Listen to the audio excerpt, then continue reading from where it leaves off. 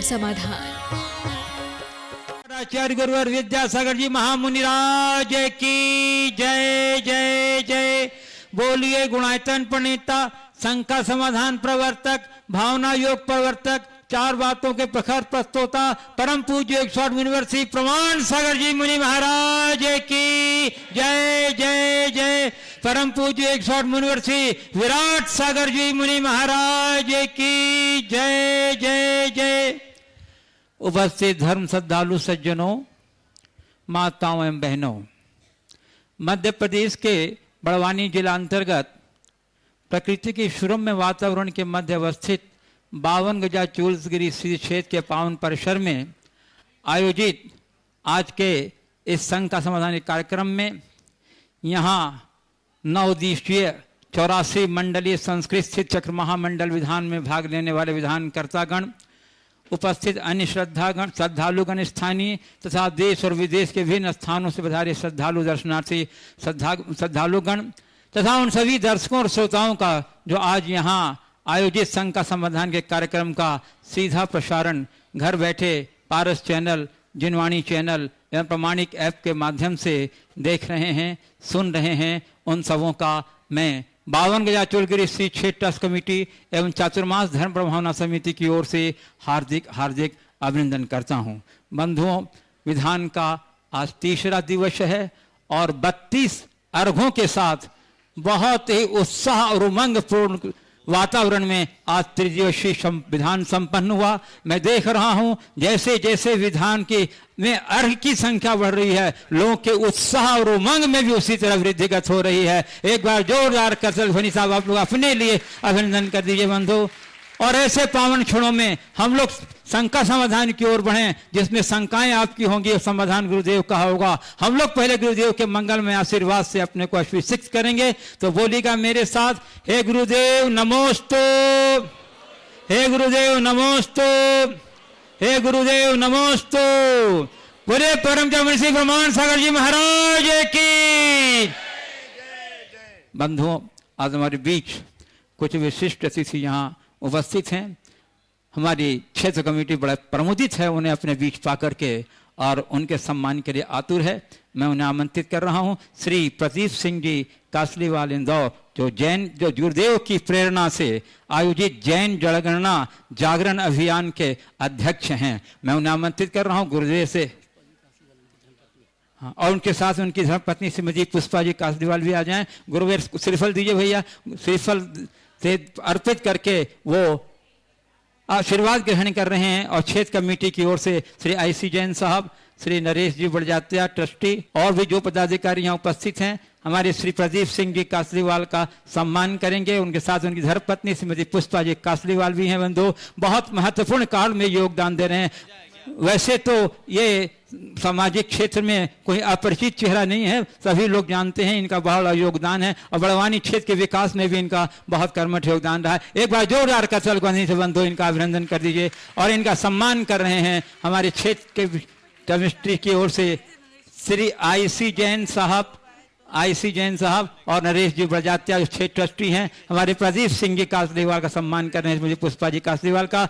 और दूसरे क्रम में बंधुओं, इसी जैन गणना जागरण अभियान के महामंत्री श्री बाहुबली जी पांड्या इंदौर ये भी उपस्थित हैं। मैं उन्हें भी आमंत्रित कर रहा हूं, कृपया पधारें। और हम अपने श्री IC जैन साहब और नरेश कुमार जी बड़जात्या क्षेत्र ट्रस्टी, हम उनसे अनुरोध करते हैं कि हमारे श्री बाहुबली जी पांड्या इंदौर का सम्मान करें। बंधु बहुत ही महत्वपूर्ण कार्य कर रहे हैं। ये जैन जनगणना जागरण का जो जैन समाज के लिए बहुत उपयोगी है। एक बार जोरदार कर वंदन कर दीजिए हमारे बाहुबली जी पांड्या इंदौर का। और इसी क्रम में मैं आमंत्रित कर रहा हूं श्री सुनील जी जैन दिल्ली, यह भी महामंत्री हैं जैन जनगणना जागरण अभियान के। आ जाइए शीघ्रता के साथ श्री सुनील जी जैन दिल्ली उपस्थित हैं। चलिए प्रदीप जी, आप सवाल अपना कुछ जिज्ञासा प्रस्तुत करना चाहते हैं मुनिश्री सर? हाँ, तो सादर आमंत्रित हैं। पूज्य गुरुदेव को नमोस्तु। उपस्थित सभी महानुभाव आपको सादर जय जिनेंद्र। मुनिश्री से परमिशन लेके मेरी 2 समस्याएं, अगर आप एक की बजाय 2 परमिट करें तो। हाँ, बोलो। एक तो लोकल समस्या ये है मध्य प्रदेश की कि मिड डे मील में, हाँ बहुत सुंदर, इन शासन ने अंडे का उपयोग चालू कराया है। हम लोग गए थे बात करने, तो हमें बोला कि ये वेजिटेरियन अंडा है, इसमें जीव नहीं रहता है। तो एक तो ये समस्या थी। दूसरा, पूरे भारतवर्ष में अपने जैनियों की संख्या जनगणना में 40 लाख आती है, और अपन हमेशा बोलते रहते हैं कि 1.5 करोड़ 1 करोड़ इतने ज़्यादा हैं। हर जगह बोलते हैं कि हम लोग बहुत सक्षम लोग हैं, सब कुछ करते रहते हैं। तो इस विषय में कैसे हम जन जन तक पहुंच सकें और किस प्रकार से सभी जुड़े हैं जिससे अपनी सामाजिक शक्ति मालूम पड़े। देखिए, दोनों ही बहुत महत्वपूर्ण मुद्दे आपने उपस्थित किए हैं।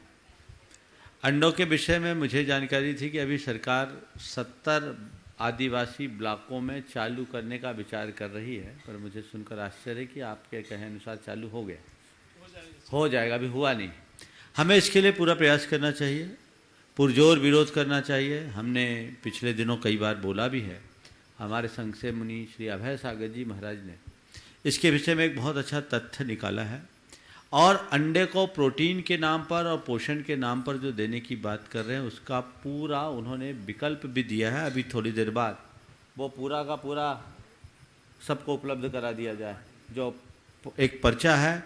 और आप सबसे मैं कहूँगा कि इसको सब पूरी तरह से मध्य प्रदेश शासन के मुखिया, जो यहाँ के मुख्यमंत्री हैं, उन तक और अन्य लोगों तक, संबंधित विभाग से संबद्ध लोगों तक अपना विरोध दर्ज कराएं, और उनसे ये कहें कि अंडा किसी भी अर्थ में शाकाहारी नहीं है। ये हमारी आस्था के साथ खिलवाड़ है। अंडा शाकाहारी है क्या? पेड़ पर रहता है क्या? अब वैज्ञानिकों ने ये बात पूरी तरह साबित कर दी है कि कोई भी अंडा, चाहे वो निषेचित हो या अनिषेचित, निर्जंतुक नहीं है। ये सब विज्ञान के द्वारा सिद्ध है। ये तो बस अंडा की जो कंपनियां हैं उनका एक छल है, शब्द छल है, और इसे हमें रोकना चाहिए। और जहाँ तक मैंने स्टेटमेंट सुना वो यही है कि कुपोषण के शिकार होने के कारण बच्चों को ऐसा किया जा रहा है। तो कुपोषण मिटाने के अन्य अनेक उपाय हैं और वो सारे विकल्प उसमें दिए हैं। इसलिए मैं आप सबसे कहूँगा, जितने लोग यहाँ उपस्थित हैं और जितने लोग इस कार्यक्रम को देख और सुन रहे हैं, वे सभी इस पर पुरजोर विरोध करें। और आप तो लगे ही हैं, पूरा देश इसमें लगना चाहिए, प्रदेश की एक एक जनता लगे, और मुझे पूरा भरोसा है। और अभी एक सूचना मुझे ये मिली है कि मध्य प्रदेश के मुख्यमंत्री ने अभी इस प्रस्ताव को पेंडिंग रख दिया है, पर हमें इसमें चैन नहीं रखना है, हमें इसे निरस्त कराना है। तब तक के लिए अपना प्रयास करना है। आपका एक छोटा सा प्रयास अनेक जीवों के कल्याण का कारण होगा, क्योंकि इस निर्णय से 16 लाख बच्चे जुड़े अभी, और 70 ब्लॉकों के बाद जब पूरे प्रदेश के सभी ब्लॉकों में कर दिया जाएगा आंगनबाड़ी में, तो उसका परिणाम तो और भयानक होगा। इसलिए इस पर बहुत जागरूकता होनी चाहिए। यहाँ उपस्थित लोगों को भी वो दिया जा रहा है, और वो पूरा का पूरा मैटर प्रामाणिक ऐप पर उपलब्ध है। आप उसके माध्यम से भी इसे ले सकते हैं, अन्य वेबसाइटों में और सोशल मीडिया के माध्यम से सब जगह जा रहा है। सबको उसको अपने अपने तरीके से पुरजोर विरोध करना चाहिए। और दूसरा मैटर आपने जो कहा है जैन जनगणना का, बंधुओं, पिछले दिनों जब हमारा रतलाम चातुर्मास था तो इस विषय पर मेरा ध्यान, शायद सुनील जी आ गए, आ जाओ सामने आ जाओ। इन्होंने मुझसे कहा था कि महाराज जी, अगर जनगणना के प्रति अवेयरनेस ना आए तो आने वाले 10 वर्षों बाद हमारा कॉलम से, इधर आ जाओ, सामने आ जाओ, तीनों आ जाओ, बाहुबली जी भी साथ में आ जाओ। हाँ, 10 वर्षों बाद अगर हम 30 लाख से नीचे के सेंसेक्स में आ गए तो हमारा नाम ही हट जाएगा। यह एक बहुत बड़ी चुनौती है। सबसे पहली चुनौती तो यह है कि हम भारत सरकार के हिसाब से जैन हैं, ये अपने आप को बनाए रखना चाहते हैं, और भारत में जैन नाम के कोई हैं इसे सुरक्षित रखना चाहते हैं, जैन धर्म का वजूद बनाए रखना चाहते हैं, तो कम से कम 44 लाख को तो मेंटेन करना ही पड़ेगा। सुनील जी इकोनॉमिक सेंसस करा चुके हैं, सांख्यिकी विभाग के अतिरिक्त निर्देशक रहे, इनका अच्छा अनुभव है, और उन्होंने ही मेरा ध्यान इस तरफ खींचा था कि महाराज अगर इसी अनुपात से गिरता रहे तो बहुत हालत खराब होगी। और ऐसे भी हमारे सामने बहुत सारी समस्याएं हैं जिस पर फिर कभी विस्तार से चर्चा करूंगा, आज अभी उतना अवकाश नहीं है, लेकिन ये एक बहुत ज्वलंत समस्या है। इसलिए अभी से लोगों को मानसिकता बनाना और उसकी पूरी कार्य योजना बनाई जा रही है। आज ये लोग उसी विमर्श के लिए इसमें आए थे। विनोद जी आ गए क्या? नहीं आए। चलिए, इसी विमर्श के लिए आए थे और बहुत अच्छी कार्य योजना बन रही है। आप सबसे मेरा ये कहना है, इसके प्रति अवेयर बनिए। अगली जनगणना जो आने वाले 2020 में होगी, उस जनगणना में आप सबको बढ़ चढ़ करके हिस्सा लेने की जरूरत है। कॉलम 6 में जैन लिखना, 6 कॉलम 7 हो गया। कॉलम 7 में धर्म के नाम पर कॉलम 7 में आपको अपना चिन्ह बनाना है और सारी जानकारियां आपको समय समय पर दी जाएगी। यदि ऐसा नहीं किए और आप जागरूक नहीं हुए तो आपका वजूद समाप्त हो जाएगा। भारत सरकार को जब ये लगेगा जैन है नहीं भारत में, तो अलग से तुम्हारा कॉलम क्यों? और जिस दिन तुम्हारा वहां से नाम हटा तो फिर जैनों की पहचान ही खत्म। ये एक एक व्यक्ति की जवाबदारी है कि अब की बार जो जनगणना और हमारी जनगणना हमारे हिसाब से 1 करोड़ से ऊपर होनी चाहिए। जो सेंसेक्स 44 लाख बताता है, 44.4446 लाख, हम एक्चुअल में बहुत ज़्यादा है और उसकी तरफ हमारा ध्यान जाना चाहिए। काफ़ी कुछ काम हुए हैं, अब उस काम को एक दिशा में किया जा रहा था, उसे थोड़ी दूसरे तरीके से मोड़ा गया है। मुझे लगता है बहुत जल्दी अच्छे परिणाम आएंगे, उस पर काफ़ी कुछ विचार विमर्श चल रहा है। आप सबसे मैं ये कहता हूँ, इस मंच के माध्यम से जानकारी तो आप सबको जा ही रही है, आप लोग भी अपने माध्यमों से इसकी जानकारी देना शुरू कर दें। हालांकि इस कार्य के लिए अभी विलंब है, इसलिए थोड़ा सा धीमे कर दिए, क्योंकि बाद में आप लोग भूल जाते हैं। किसी भी कैंपेनिंग को बहुत पहले से करने में ठीक नहीं रहता, इसलिए तय किया है अगले वर्ष फरवरी में जब सरकार जनगणना कराएगी 2021 की फरवरी में, तो उससे पहले हम एक ऐसा माहौल बनाएं और आप लोग अभी से अपनी तैयारी कीजिए। जो जानकारियां आपके पास उपलब्ध है वो जरूर जुटाएं, ताकि हमें हमारी समाज की वास्तविक स्थिति का पता लग सके और समाज के सर्वतोमुखी विकास के लिए कुछ कार्य योजना बनाई जा सके। गुरुदेव, हाँ, आज हमारे बीच भारत सरकार के सांख्यिकी विभाग के पूर्व निदेशक श्री सुनील जी जैन दिल्ली से पधारे हुए हैं। उनका सम्मान करेगी हमारी यहाँ की स्थानीय कमेटी, श्री IC जैन साहब और श्री नरेश जी बड़जात्या, जो वहाँ से अवकाश प्राप्त होने के बाद अपनी सेवा के बाद अपना सारा जीवन गुरुदेव के चरण में समर्पित करके अभी जनगणना के कार्यक्रम में, अभियान में अपना महत्वपूर्ण योगदान दे रहे हैं। जोरदार करतल ध्वनि से अभिनंदन कर दीजिए बंधु हमारे सुनील जी का। और हाँ, कुछ प्रश्न हमारे श्री सुनील जी, इसके बाद मंडल। हाँ, बोलिए। नमस्ते महाराज श्री जो बोलो। हाँ, जो आपने जनगणना के लिए जो प्रयास कर रहे हैं वो आना बहुत ही ज़रूरी है। और जैन जो जनगणना 2011 में जो हुई थी उसमें बहुत सारी त्रुटियां थी। उन त्रुटियों के निवारण के लिए जो है तथ्य इकट्ठे किए जा रहे हैं।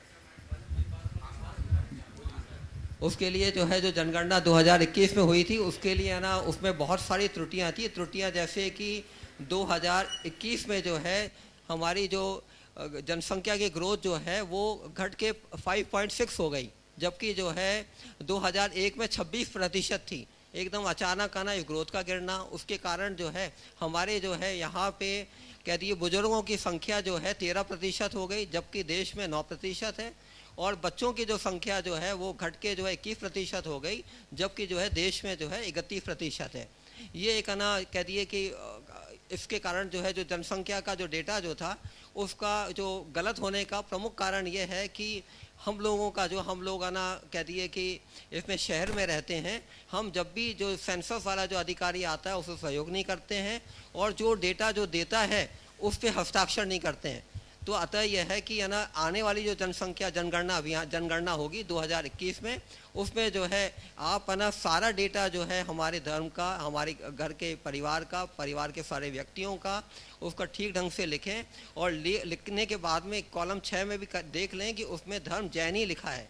अगर आप है ना उस कॉलम को छोड़ देंगे और है ना संगणक पे छोड़ देंगे, जो डेटा कलेक्टर पे छोड़ देंगे, वो उसमें हिंदू या कुछ और धर्म भर देता है। तो हमारा यह है कि अनुरोध है कि आप है ना जो है कह दिए कि जो भविष्य वाली जनगणना में आप अपना जो है धर्म जो है जैन लिखें और है ना ये जो जनगणना अधिकारी को भरने के लिए ना दें और अपना हस्ताक्षर हर हालत में करें। अब जो है 2020 अप्रैल से सितंबर 2020 के दौरान जो है अभी जो हाउसिंग सेंसस होगा जिसमें नेशनल पॉपुलेशन रजिस्टर बनाया जाएगा, उसमें जनगणना वाला जो है अधिकारी आपके यहाँ कांटेक्ट करेगा और आपके हर एक ना परिवार के सदस्य के बारे में डिटेल्स कलेक्ट करेगा।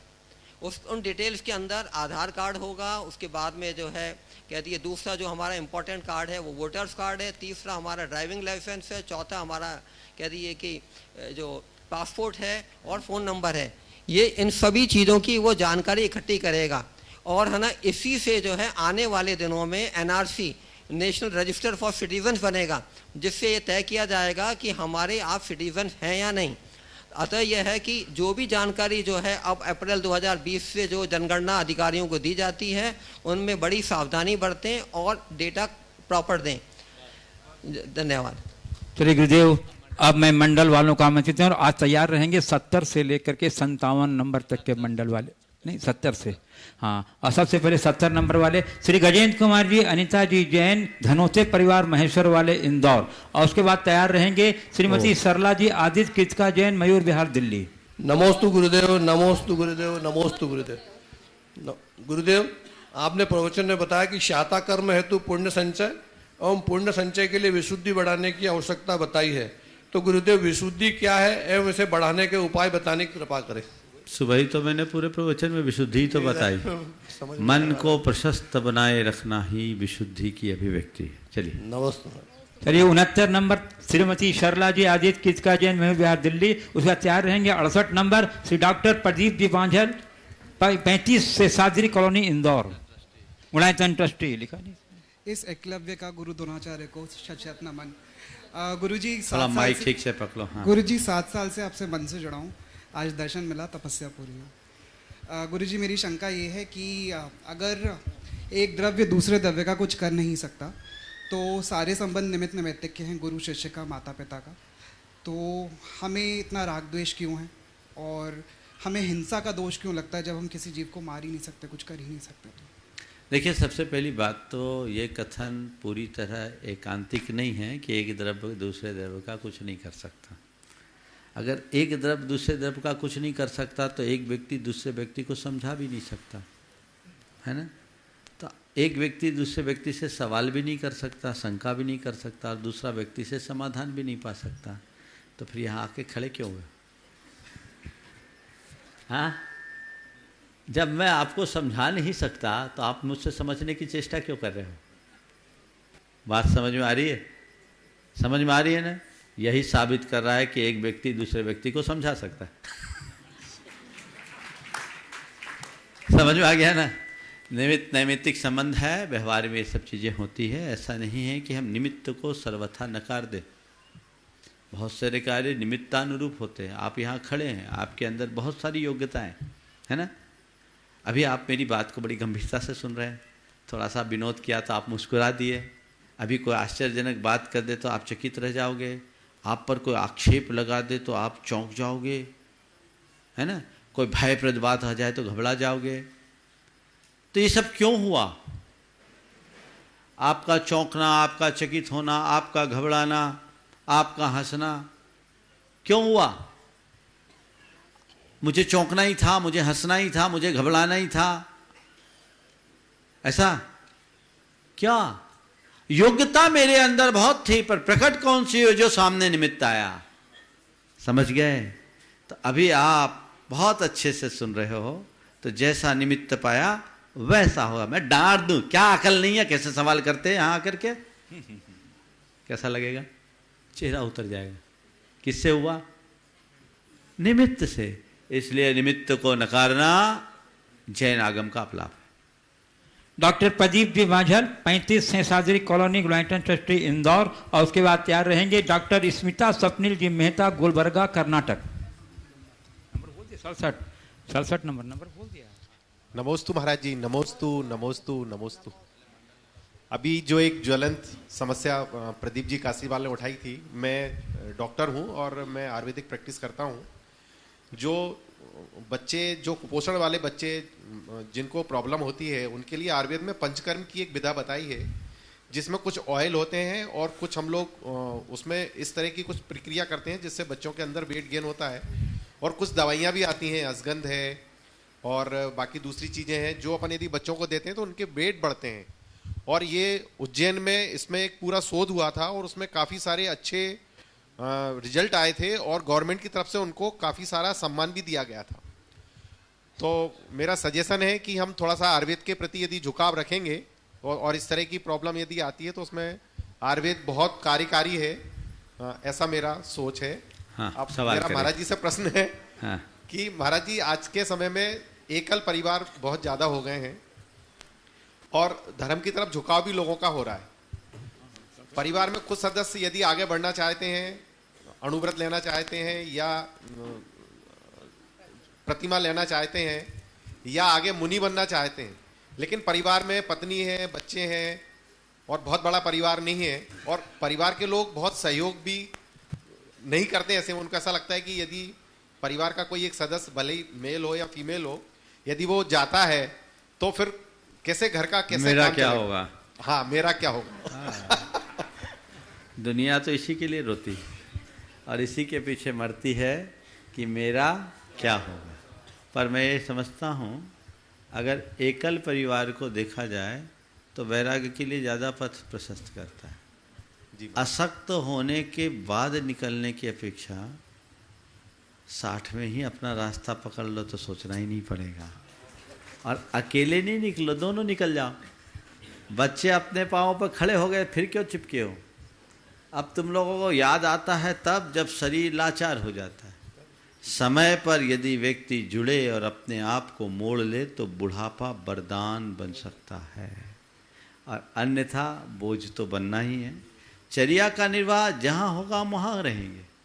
जब तक मेरा हाथ पांव चलेगा तब ठीक है, नहीं है तो आज भी देश में बहुत से ऐसे स्थान हैं जहाँ मैं अपना धर्म ध्यान कर सकता हूँ। जी महाराज, नमोस्तु महाराज। चलिए, डॉक्टर स्मिता स्वप्निल जी मेहता, गुलबर्गा, कर्नाटक, विधान संख्या मंडल संख्या 67 और उसके बाद शिरोमणि संरक्षक गुणायतन, ये लिखा नहीं इसमें, श्री वीर कुमार जी उस मंडल की तरफ से श्री वीर कुमार जी जो शिरोमणि संरक्षक हैं वो पूछ रहे हैं। और उसके बाद तैयार रहेंगे 66 संख्या श्री सुरेश जी, अंकुश जी, बांसवाड़ा।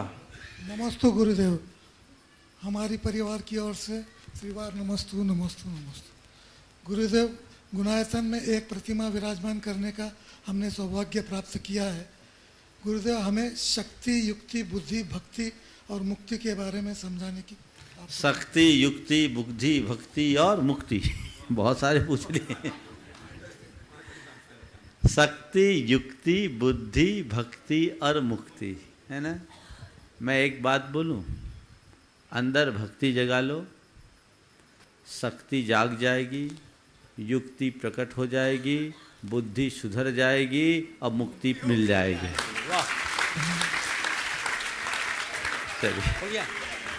चलिए, मंडल बोलो।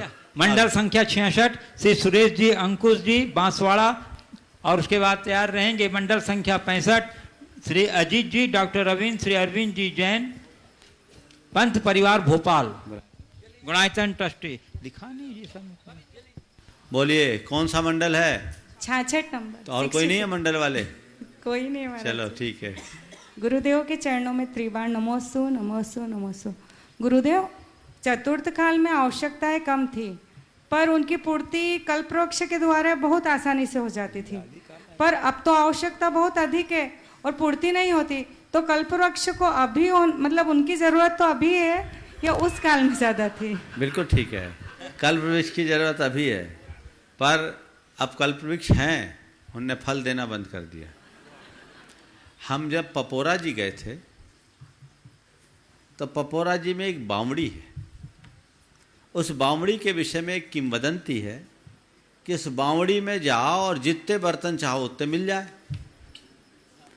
और लोग वहाँ जाते थे, पहले क्षेत्रों में तो आज जैसी व्यवस्थाएं थी नहीं, तो वहाँ जाते थे लोग, बर्तन लेते थे, अपना भोजन बनाते थे, वापस बावड़ी में डाल देते थे।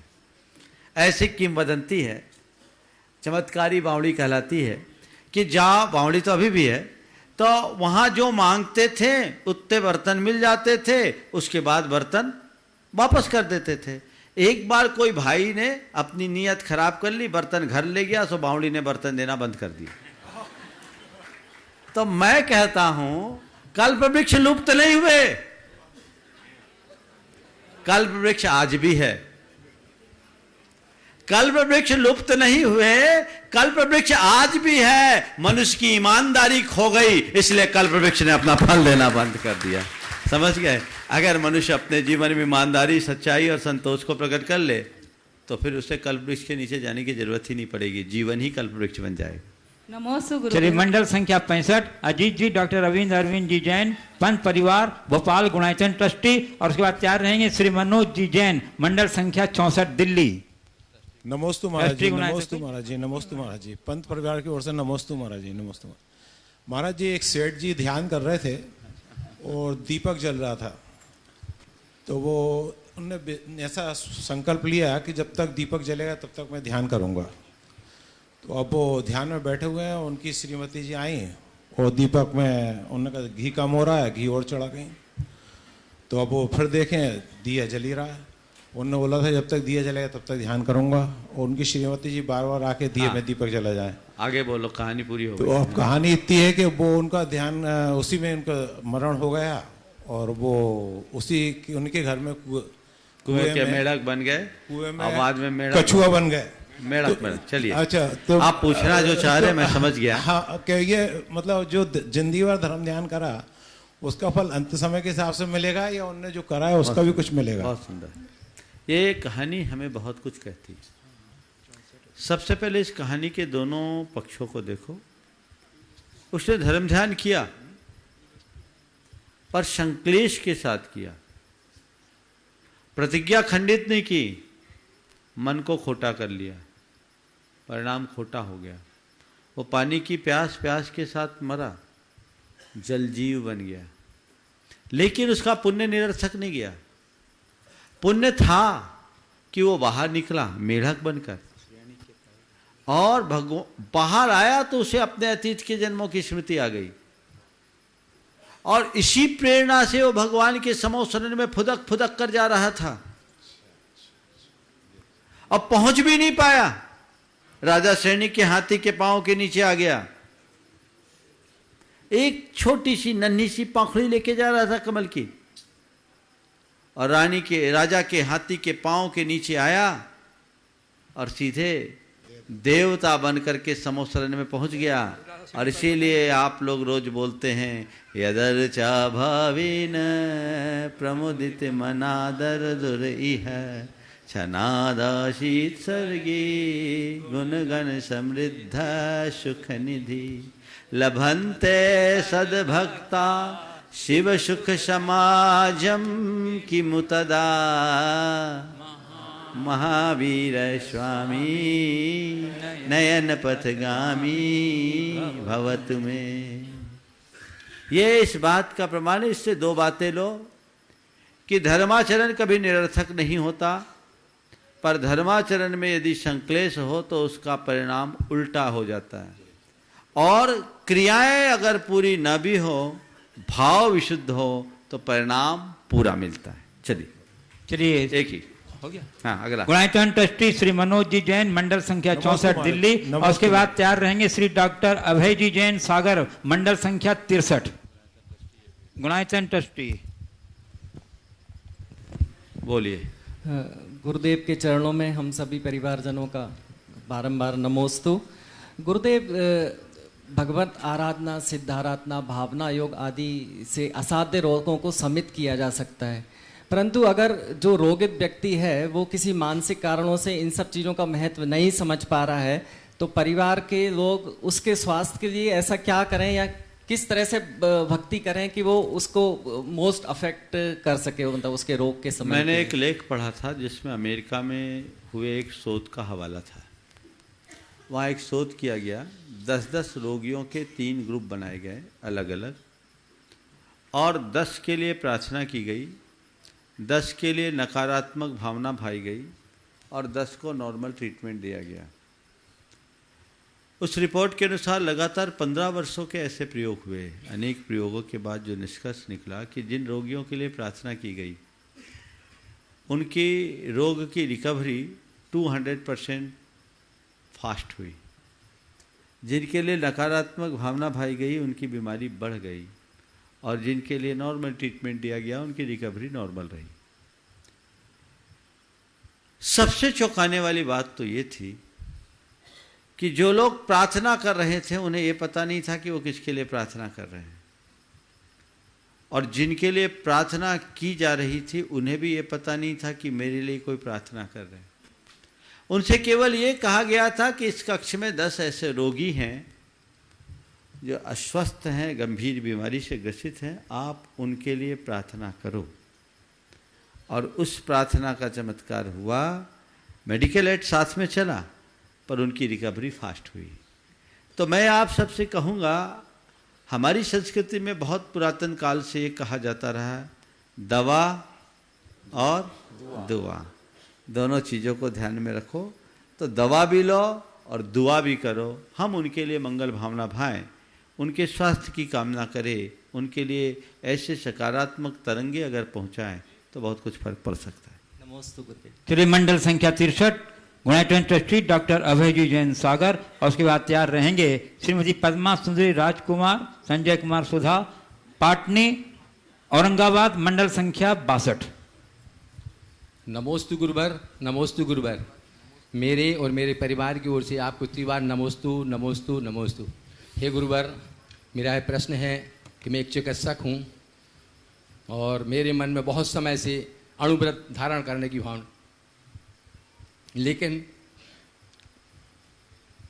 जो मैं चिकित्सा कार्य करता हूँ उस चिकित्सा के माध्यम से जिन मरीजों के लिए मेरे ऊपर विश्वास है, मेरी चिकित्सा के ऊपर, तो उस चिकित्सा के विश्वास के कारण मरीजों के लिए और मेरे अपने आत्म कल्याण के लिए मैं ऐसा क्या करूं कि दोनों जगह संतुष्टि हो सके। इसमें अनुव्रत कहाँ बाधक है? अनुव्रत लोगे तो और अच्छे से कर पाओगे। समझ गए?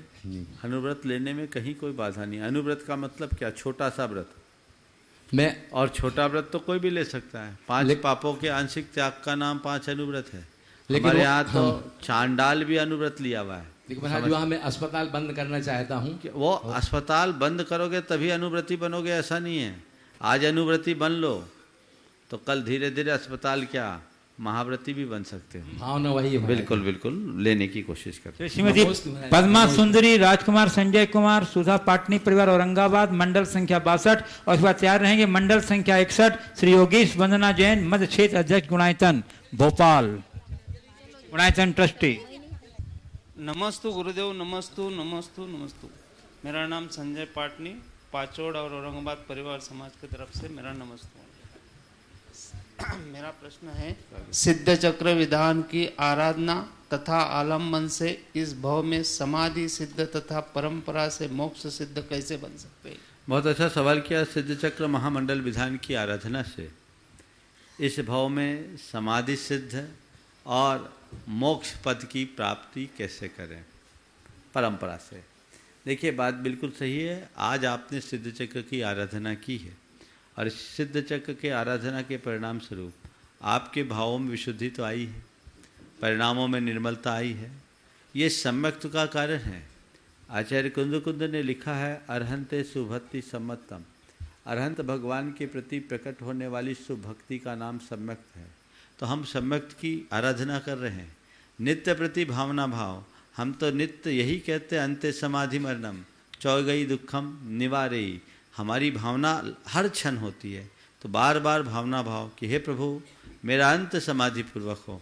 और तुम तो बड़े भाग्यशालियों में हो, तुम्हारे पिताजी की समाधि हुई ना, बस ऐसी ही भावना हुआ। इनके पिताजी की पिछले वर्ष समाधि हुई और वो डॉक्टर थे शायद, हाँ डॉक्टर थे, और बहुत अच्छी समाधि हुई। मुझसे मार्गदर्शन से ही हुई है। बहुत सुंदर।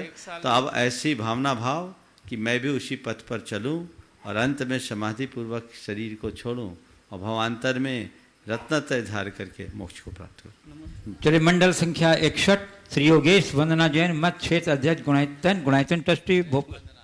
पिताजी, हाँ ठीक है। नरेंद्र बोलो। हेलो। और उसके बाद तैयार रहेंगे जुगल किशोर जी, शशिकला जी अग्रवाल, दिल्ली, मंडल संख्या 60। मुनिश्री भोपाल के समस्त आपके भक्तों की ओर से नमोस्तु करता हूँ। साथ ही एक मेरा निवेदन है कि पिछले दिनों आचार्य श्री जब नेवावर में थे, किसी व्यक्ति ने उनके पैर छूने का प्रयास किया और उस प्रयास में आचार्य श्री लड़खड़ाते गिरते गिरते बच गए। तो मेरा निवेदन आपसे आचार्य श्री है कि आपके माध्यम से, इस चैनल के माध्यम से भोपाल के नहीं पूरे प्रदेश के जो श्रद्धालु हैं उन श्रद्धालुओं कम से कम ये तो निवेदन है कि उनको जो है पैर किसी भी साधु के चलते चलते पैर नहीं छूना चाहिए ताकि उसकी पुनरावृत्ति ना हो। देखिए बात बिल्कुल सही है। परसों नरसों गुरुदेव के साथ ऐसा हुआ, ऐसा पहले भी हुआ। आप सबको पता नहीं होगा, 1985 में इसी वजह से एक बार गुरुदेव के हाथ में हेयरलाइन फ्रैक्चर हो गया। आप लोग जब बिहार के समय होता है, हम लोग अपनी गति से चलते रहते हैं। आप सोचते हैं कि पाँव छूकर हम कोई पुण्य लाभ लेंगे। मेरी दृष्टि में वो विशुद्ध पाप है, गुरु की अवज्ञा है, अवमानना है, अवहेलना है। पाँव छूने का अपना एक विनय होता है। पैर आप विनय करने के लिए छूते हैं, तो चोरी से पाँव छू रहे हैं। ये भक्ति का अतिरेक है, अविवेक है।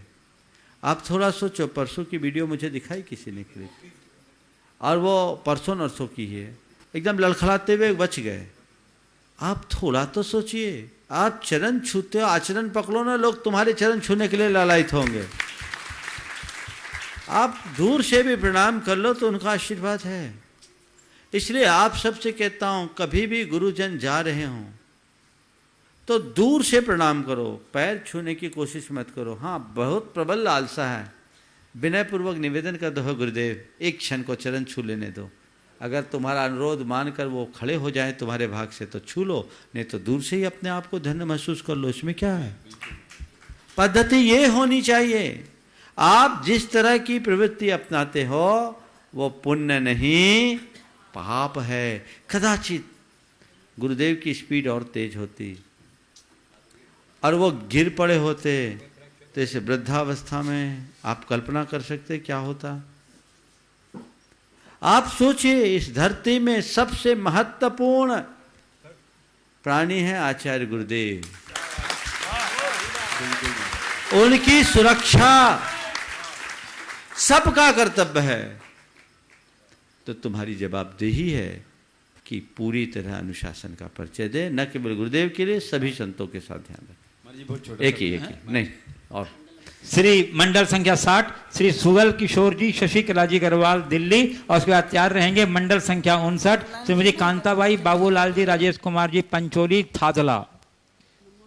नमोस्तु गुरुदेव, नमोस्तु गुरुदेव, नमोस्तु गुरुदेव। गुरुदेव, हमारा प्रश्न आज के मंडल पर अंकित हिंदी की वर्णमाला से है। गुरुदेव, उसमें जो क ख ग घ से लेकर उन 49 नंबर तक वर्णमाला है, उसका क्या महत्व है कि वो सिद्ध चक्र विधान के मंडल पर अंकित है, जबकि आज के बच्चे क्या बड़े उस वर्णमाला को पूरी तरह से याद भी नहीं रखते। देखिए, सबसे पहली बात तो इस संदर्भ में मैं आप सबसे दो बातें कहूँगा। सिद्ध चक्र में जो मंडल में अक्षर है, वर्णमालाएं हैं, आकार से हकार पर्यंत समस्त वर्ण है, अक्षर है। इन्हें मातृका मंत्र कहा जाता है। सभी मंत्रों की संरचना इन्हीं से होती है, वांग्मय का सार है। और शास्त्रों में ऐसा लिखा है कि जो इस ज्ञानार्णव की बात मैं आपसे कह रहा हूँ, जो मातृका वर्ण का ध्यान करता है वो महाश्रुतज्ञ श्रुत केवली हो जाता है और अक्षय निधियों का अधिपति होता है। ये महिमा उसकी बताइए। ये सिद्ध चक्र है जिसमें सभी मंत्रों के बीज को इस मंडल में अंकित किया जाता है।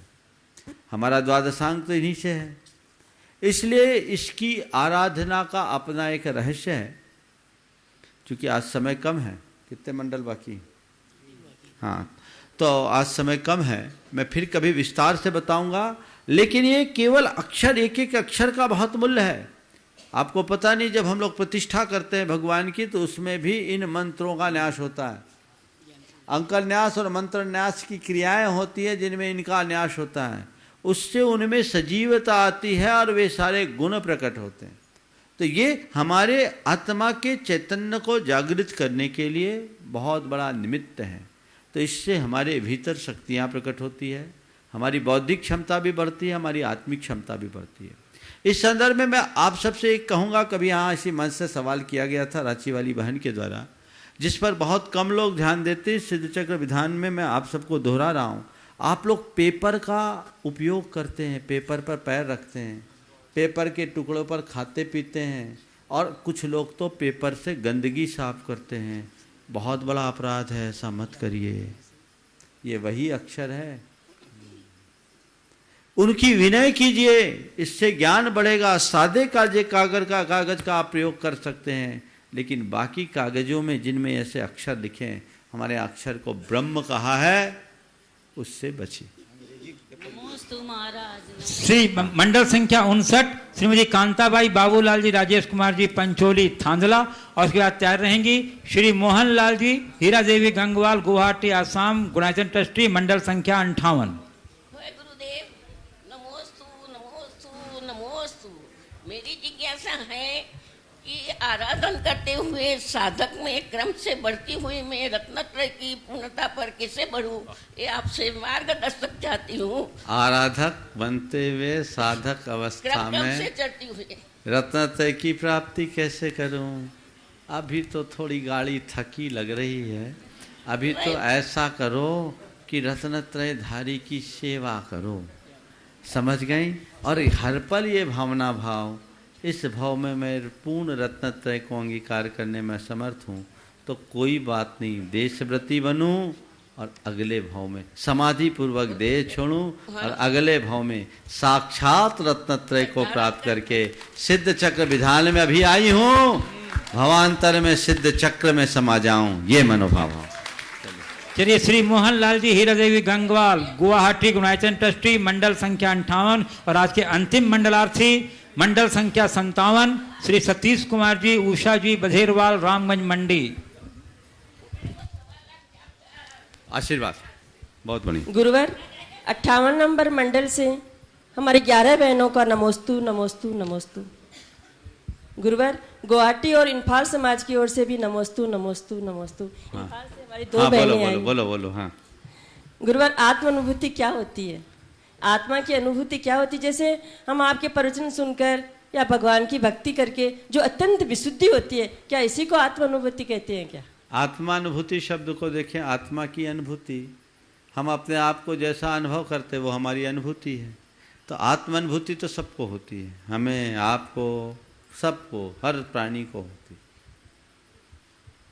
एक बार ऐसी बात हुई, मुझसे किसी ने कहा महाराज क्या चतुर्थ गुण स्थान में आत्मानुभूति होती है? हमने कहा चौथे गुण स्थान की बात क्या होगी, पहले गुण स्थान में भी आत्मानुभूति होती। महाराज पहले गुण स्थान में आत्मानुभूति? अरे अपनी अनुभूति करते हो कि नहीं करते हो? मैं कुछ हूँ और क्या हूँ? कोई अपने आप को धनी मानता, कोई मानी मानता, कोई अमीर मानता, कोई गरीब मानता, कोई बड़ा मानता, कोई छोटा मानता। इस रूप आप अपनी अनुभूति कर रहे हो। अपने आप को विषय कषाय रागादिक से भर करके अनुभूति करना, ये सांसारिक अनुभूति है। लेकिन एक है शुद्धात्मानुभूति। शुद्धात्मानुभूति जब हम वीतराग अवस्था में पहुँचते हैं, अपने अंतरंग के समस्त रागादिक विकारों का शमन करते हैं, तब होती। नमोस्तु गुरु। चलिए और आज के अंतिम मंडलार्थी मंडल संख्या 57 श्री संतोष कुमार जी उषा जी बघेरवाल रामगंज मंडी, और कल तैयार रहेंगे 56 से 42, मंडल संख्या 56 से 42 तक का कल नंबर रहेगा, 42 से 56 नीचे से। हाँ बोलो। नमोस्तु महाराज श्री, मेरे और मेरे परिवार की ओर से नमोस्तु नमोस्तु नमोस्तु। महाराज श्री, मेरा छोटा भाई अमेरिका में रहता है, हमारे को यहाँ सिद्ध चक्र मंडल विधान करते हुए उसकी बड़ी जिज्ञासा हो रही है कि वो किस प्रकार वहाँ सिद्ध मंडल विधान कर सकता है जॉब में रहते हुए। देखिए अभी वहाँ अमेरिका में लोग विधान कर रहे हैं, और आपको बताऊं चूँकि यहाँ और वहाँ का दिन में अंतर होता है, तो वो यहाँ की पूरी रिकॉर्डिंग मोड में लगाए हुए हैं और विजय यहाँ से लिंक भेजता रहता है। और ऐसे भी 12 घंटे का अंतर न्यूयॉर्क में कर रहे हैं, अजमेरा परिवार से नितिन सैफाली, और बहुत लोग कर रहे हैं। आज की रिकॉर्डिंग से कल विधान कर रहे हैं सुन करके, ये भी एक तरकीब है। बोले हम कहाँ से पंडित लाएं और महाराज संस्कृत का कौन कराएगा? तो भावना है। तो ये कार्य करते हैं, बोले हमने आपकी रिकॉर्डिंग लगा दी और आप जैसा बोलते हैं, प्रतिष्ठाचार्य विधानाचार्य जैसा निर्देश देते हैं, उनको आधार बनाकर हम साक्षात भगवान के घर में चैतालय है, भगवान विराजमान किया और पूजा पाठ कर रहे हैं। तो उनको बोलिए ऐसी कोई बात नहीं कि अमेरिका में विधान नहीं हो सकता। अमेरिका में तो मुझे दिखता है कि भारत से ज़्यादा लोगों में धार्मिकता है और विशुद्धि के साथ वो धर्म का पालन कर रहे हैं। अत्यंत प्रसन्नता है कि अभी अभी इस संघ समाधान कार्यक्रम में कुछ विशिष्ट अतिथि यहाँ पधारे हैं। मैं उन्हें आमंत्रित करूँगा, गुरुवर के श्रीफल भेंट करके आशीर्वाद ग्रहण करेंगे। श्री महेंद्र जी काला कोचीन, जो गुणायतन के शिरोमणि संरक्षक हैं, पधारिए। श्री महेंद्र जी काला कोचीन और असुमन जी काला उनकी धर्मपत्नी, और उनके सम्मान के लिए मैं आमंत्रित कर रहा हूँ गुणायतन के अध्यक्ष श्री विनोद जी किरण जी काला और श्रीमती चंद्रकला जी पाटनी रांची। आ जाइए। हमारे श्री महेंद्र जी काला जो कोचीन से पधारे हैं, बंधु शिरोमणि संरक्षक, कोचीन में रह करके भी और शिरोमणि संरक्षक अगुरु चरणों के अनन्य भक्त हैं, जोरदार करतल ध्वनि से। और दूसरे क्रम में हमारे बीच उपस्थित हैं गुणायतन के ट्रस्टी महेंद्र जी काला के साथ उनकी श्रीमती, हाँ अभी आ जाएं। और दूसरे क्रम में श्री विनोद कुमार जी शीला जी जैन मुजफ्फरनगर उत्तर प्रदेश से पधारे हैं, जो गुणायतन के ट्रस्टी हैं। और इनके सम्मान के लिए मैं आमंत्रित कर रहा हूँ श्री ताराचंद जी जैन जयंती परिवार अलवर, जो गुणायतन के शिरोमणि संरक्षक हैं। और अनिल जी दुर्गापुर, ये भी गुणायतन के शिरोमणि संरक्षक हैं, अनिल जी अमिता जी। और श्री उनमें साथ में श्री NL जैन छावड़ा जयपुर। आ जाइए बंधुओं। सम्मान के क्रम में अब बंधुओं जतन भाई, जिन्हें हम लोग काकी कहते हैं, गंज बजौसा से, जिन्होंने अपनी सारी संपत्ति गुणायतन के लिए दे दी है, किसी परिवार को नहीं समर्पित करके गुणायतन को अपना परिवार बनाया। जोरदार करतल ध्वनि से हमारी जतन भाई का अभिनंदन। जतन भाई, हाँ काकी, जतन भाई काकी गंज बसौदा। आ जाइए जतन भाई काकी गंज बसौदा। वाह, सुमन जी जो हैं हमारी जो कोचिन की से शिरोमणि संरक्षक हैं, वो अष्टानिका के बीच जतन भाई आ गई हैं गंज बसौदा।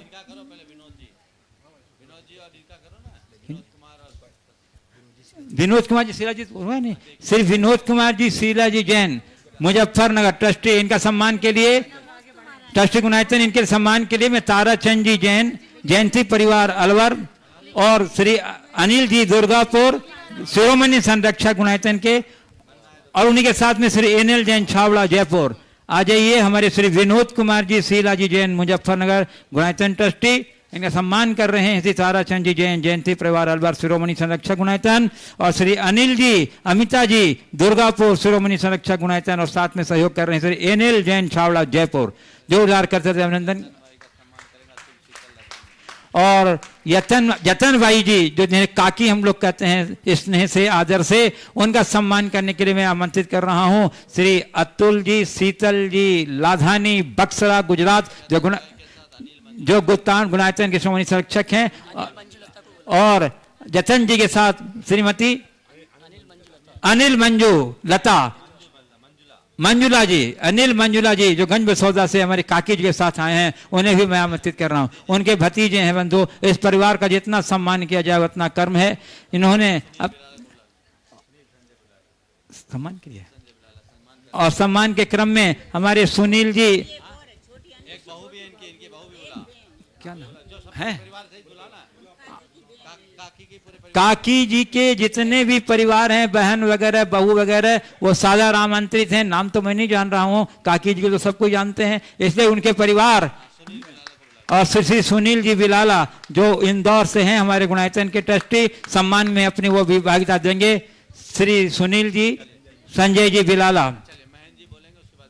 चलिए पहला प्रश्न हमारा उपस्थित करेंगे श्री महेंद्र जी जो शिरोमणि संरक्षक हैं कोचिन से, और उसके बाद गुणायतन के राष्ट्रीय अध्यक्ष श्री विनोद जी काला अपने कुछ उद्गार रखेंगे। आज मैं अपने आप को बहुत भाग्यशाली समझता हूं कि गुरुदेव के इस महान कार्य में मैं जुड़ करके कुछ मेरे से जो बने वो मैं जरूर करूंगा।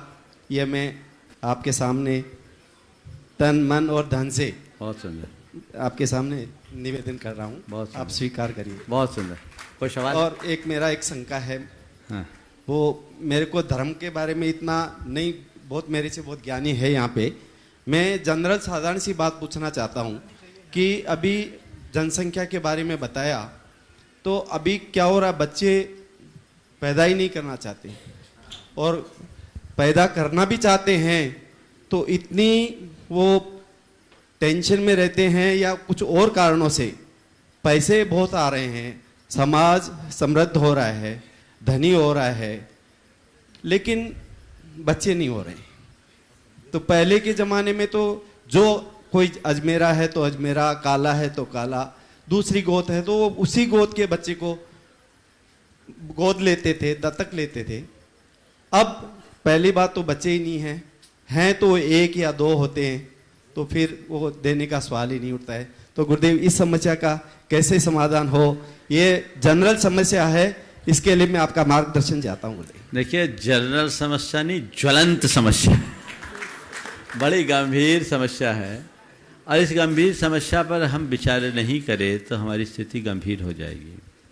मैं सबसे पहले तो समाज को इस विषय में जागरूक करने के लिए ये कहना चाहूँगा कि आज पारसियों का नाम शेष रह गया और उनकी स्थिति दिनों दिन कम हो रही है। इसके परिणाम स्वरूप अल्पसंख्यक आयोग को सरकार से उन्हें 1 से अधिक संतान, 2 से अधिक संतान जन्म देने की छूट देने की अनुशंसा करनी पड़ी।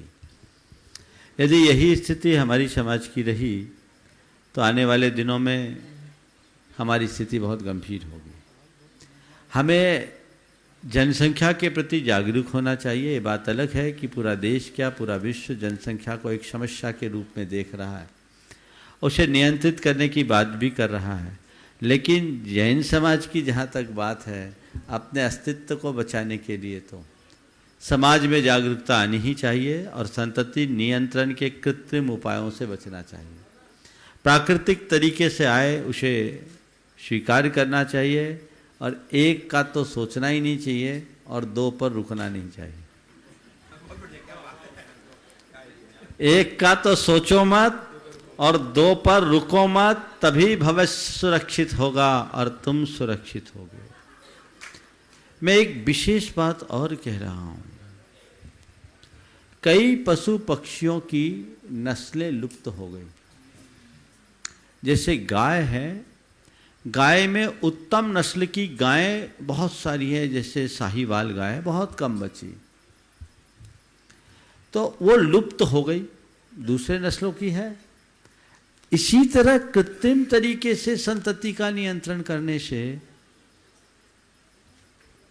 जो अच्छी नस्ल के लोग हैं, मनुष्यों में भी तो वो चीज़ है, जेनेटिक व्यवस्था, उनकी संख्या कम हो रही है और दूसरों की लाइन लग रही है।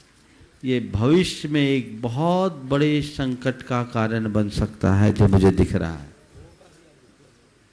सोच बदलेगी, समाज का चिंतन बदलेगा, आर्थिक रूप से सुदृढ़ भले हो जाएं, लेकिन अंदर के संस्कार प्रभावित करेंगे। और जैन धर्म को आगे बढ़ाना है तो आपको तो यही करना होगा। जैनियों ने कभी संप्रदायवाद के विस्तार की बात नहीं सोची, धर्म परिवर्तन की बात जैनियों ने कभी नहीं की, हृदय परिवर्तन की बात की। अन्य लोग तो दूसरों को अपने धर्म में बना करके अपनी संख्या बढ़ा लेते हैं। हमारे यहाँ वो व्यवस्था नहीं है। हमारे यहाँ अपने ही अनुरूप काम करना होगा और इस पर समाज को बहुत व्यापकता से सोचना होगा। दूसरी बात, बहन जी आज इस विधान में आए, पहली बार आए, एक बार शायद आप कह रहे जयपुर में भी आए थे, लेकिन ये हमारे समाज के बड़े कर्मठ है और समर्पित निष्ठावान व्यक्ति हैं। पिछले अनेक वर्षों से जुड़े रहे, आए नहीं, और इस बार आए तो पूरी तरह जुड़ने का मनोभाव इन्होंने प्रकट किया। मैंने आशीर्वाद देता हूँ, उम्र के इस पड़ाव में तो आप धर्म को ही शरण मानो और बस राह पकड़ लो। आप सबसे मैं कहता हूँ, आपने पहली पारी में शानदार बैटिंग की है। विनोद जी सुन लो, आप सबको कह रहा हूँ, यहाँ पहली पारी में सबने शानदार बैटिंग की है, अच्छा स्कोर खेला है। अब दूसरी पारी में हमारे मैदान में आओ और अच्छी बैटिंग करो, वहां अपना कौशल दिखाओ, ताकि जीवन में कोई सार्थक उपलब्धि घटित हो सके और आप जीवन में सार तत्व को प्राप्त कर सके। महन जी को उनकी धर्मपत्नी 8 उपवास भी कर रही है। मैं आशीर्वाद पूरे परिवार को दे रहा हूँ। कोचीन भले क्षेत्र से दूर है, पर अब शिखर जी आपके हृदय में रहना चाहिए। चलिए, मैं आमंत्रित कर रहा हूं गुणायतन के यशस्वी कर्मणचक श्री विनोद जी काला, जगदेव की प्रेरणा से गुणायतन को समयबद्ध सीमा के अंदर में लोकार्पित करने के लिए कटिबद्ध हैं। महर्षि, आज प्रश्न ही करता हूँ। हाँ, मेरी बोलो। तरफ से नहीं कर रहा हूँ, संपत जी छाबड़ा, हीरामणि जी छाबड़ा कलकत्ते वालों की तरफ से कर रहा हूँ। उनका कहना है कि पंचम गुण स्थान वाले ही क्या जीव श्रावक होते हैं? हाँ, देखिए, श्रावक के लिए हमारे यहाँ 3 भेद किए गए, नैष्ठिक, पाक्षिक नैष्ठिक और साधक। पाक्षिक श्रावक सामान्य अव्रती होते हैं, नैष्ठिक श्रावक जो पहली से लेकर 11वीं प्रतिमा तक होते हैं, और साधक श्रावक संलेखनारत होते हैं।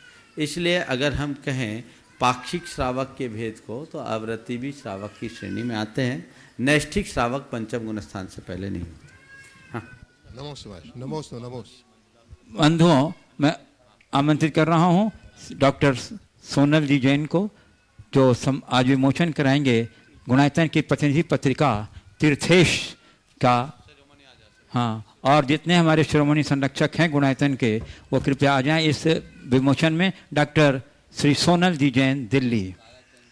ताराचंद जी, श्री अनिल जी, अतुल जी, अनिल जी, अनित्य, अमिता जी दुर्गापुर, श्री वीर जी मेहता और अक्षय जी, जितने भी हमारे शिरोमणि यहाँ मौजूद हैं। जतन भाई वो भी आ जाएं, और श्री प्रदीप जी कासलीवाल इंदौर, वो भी आ जाएं। ये गुणायतन की प्रतिनिधि पत्रिका है, जिसमें गुणायतन की सारी गतिविधियां, गुणायतन और सेवायतन दोनों की सारी गतिविधियों की, हाँ, और सेवायतन की ओर से श्री पारस जी, श्री प्रकाश जी पाटनी अजमेर आ जाएं, और महेंद्र जी, प्रकाश जी पाटनी और महेंद्र जी सेवायतन की ओर से आ जाएं। बंधु, बहुत ही महत्वपूर्ण पत्रिका है जो हमें गुणायतन और सेवायतन से जोड़ती है, और वहाँ की सारी गतिविधियों से हमें परिचित कराती हैं। और इनके बता दूं, इनके संपादक हैं हमारे समाज के यशस्वी युवा विद्वान डॉक्टर सोनल जी, और 52 गजा ट्रस्ट कमेटी की ओर से श्री नरेश जी बरजात्या और पारस जी कासलीवाल मनावर आ जाएं इस विमोचन के क्रम में। जोरदार करतल अभिनंदन बंधु इस तीर्थेश के लिए। महेंद्र जी पाटनी नोएडा सेवायतन की ओर से, प्रकाश जी पाटनी अजमेर और श्री महेंद्र जी नोएडा, महेंद्र जी नोएडा।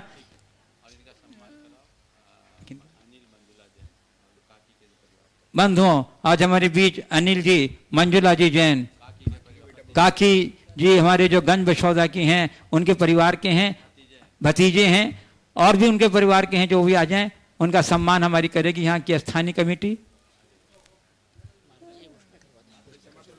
हमारे काकी जी के परिवार के अनिल जी, मंजुला जी का सम्मान कर रहे हैं हमारे क्षेत्र कमेटी की ओर से, महिलाओं की ओर से। आ जाए महिलाओं के जो भी हैं, किरण दोषी हैं या मंजू दोषी हैं, जो भी हैं आ जाइए।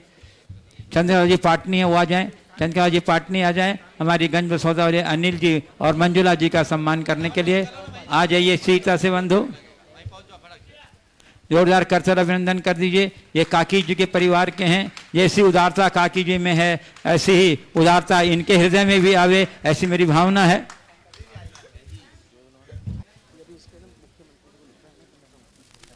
सम्मान का एक क्रम चल रहा है। आप सुमन, देखिए, कल का विधान यहाँ पर 8:45 बजे प्रारंभ हो जाएगा। जो लोग घरों में सुन रहे हैं वो उसी हिसाब से अपने कार्यक्रम को बनाएं। हाँ। पद्मश्री परिवार खांडू कॉलोनी बांसवाड़ा श्रीमान मांगीलाल जी, चिमनलाल जी जैन आ जाएं। गुरुदेव के चरणों में अर्पित करें, श्रीफल आशीर्वाद प्राप्त करें। इन्होंने आज गुरुदेव के साहित्य को आपके हाथों में आधी कीमत में प्रदान कराने का सौभाग्य प्राप्त किया है। आज गुरुदेव का साहित्य स्टैंड लगा हुआ है, आधी कीमत में इनके सौजन से प्राप्त हो रहा है। अवश्य गुरुदेव के साहित्य को लें और उसे पढ़ करके अपने जीवन को धन्य करें।